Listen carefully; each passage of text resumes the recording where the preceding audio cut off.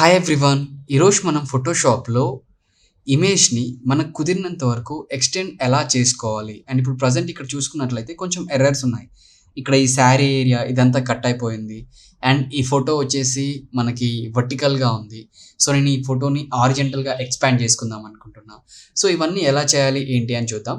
జనరల్గా ఫస్ట్ అయితే నేను ఇక్కడ క్రాప్ టూల్ అయితే యూజ్ చేస్తున్నా, సి షార్ట్ కట్. అండ్ మీకు ఇక్కడ పైన చూసుకున్నట్లయితే బ్యాక్గ్రౌండ్ డిఫాల్ట్ అని కనిపిస్తుంది కదా, ఇక్కడ జనరేటివ్ ఎక్స్పాండ్ అని చెప్పేసి పెట్టుకుందాం అండ్ దట్స్ ఫైన్. నేను ఇప్పుడు కీబోర్డ్ లోపల ఆల్ట్ హోల్డ్ చేసి 2 వేస్ ఆఫ్ ట్రాన్స్ఫర్మేషన్ అయితే యూజ్ చేస్తున్నా. సో ఆటోమేటిక్గా మనకి ఏంటంటే ఇప్పుడు బ్యాక్గ్రౌండ్ ఎక్స్పాండ్ అని పెట్టుకున్నాం కదా జనరేటివ్ ఏఐతోని, సో మనకి ఇది ఈజీగా ఎక్స్పాండ్ అయిపోతుంది.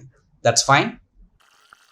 Okay cool. సో ఇప్పుడు మనకి ఇక్కడ బ్యాక్గ్రౌండ్ అయితే ఎక్స్పాండ్ అయిపోయింది అండ్ ఇది కూడా 3 వేరియేషన్స్ లోపల అయితే మనకి ఎక్స్పాండ్ అయిపోయింది. సో దీంట్లో ఫస్ట్ వన్ వచ్చేసి చాలా బాగుంది, నేను ఇది పిక్ చేసుకుంటున్నా. ఓకే ఫైన్, బాగానే ఉంది. బట్ ఇక్కడ కింద ఈ శారీ ఏరియా కూడా పోయింది కదా, అది కూడా మళ్ళీ రీప్లేస్ చేసుకోవడానికి అయితే ట్రై చేద్దాం. And same crop tool use చేస్తున్నా. ఇక్కడ మనం కింద ఏరియాని అయితే ఇంతవరకు మనం లాగుదాం, మీకు ఎంత డిస్టెన్స్ రిక్వైర్డ్ ఉంటే అంత. So I use like this and just use enter. So మనకి ఈ ఏరియా కూడా జనరేట్ అయింది, బట్ ఇక్కడ ఏంటంటే యాక్యురేటెడ్ రిజల్ట్ అయితే లేదు.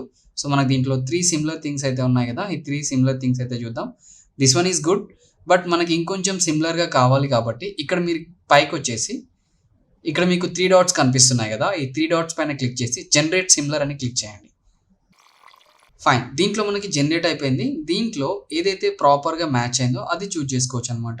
సో మనకి ఇక్కడికి వచ్చేసరికి సెకండ్ వన్ అయితే బాగుంది. సో ఈ విధంగా మనం ఇమేజ్ని ఈజీగా ఫిక్స్ చేసుకోవచ్చు. ఓకే, ఇదంతా కూడా ఫోటోషాప్లో ఉండే జనరేటివ్ ఏఐని యూజ్ చేసుకొని క్రియేట్ చేసింది.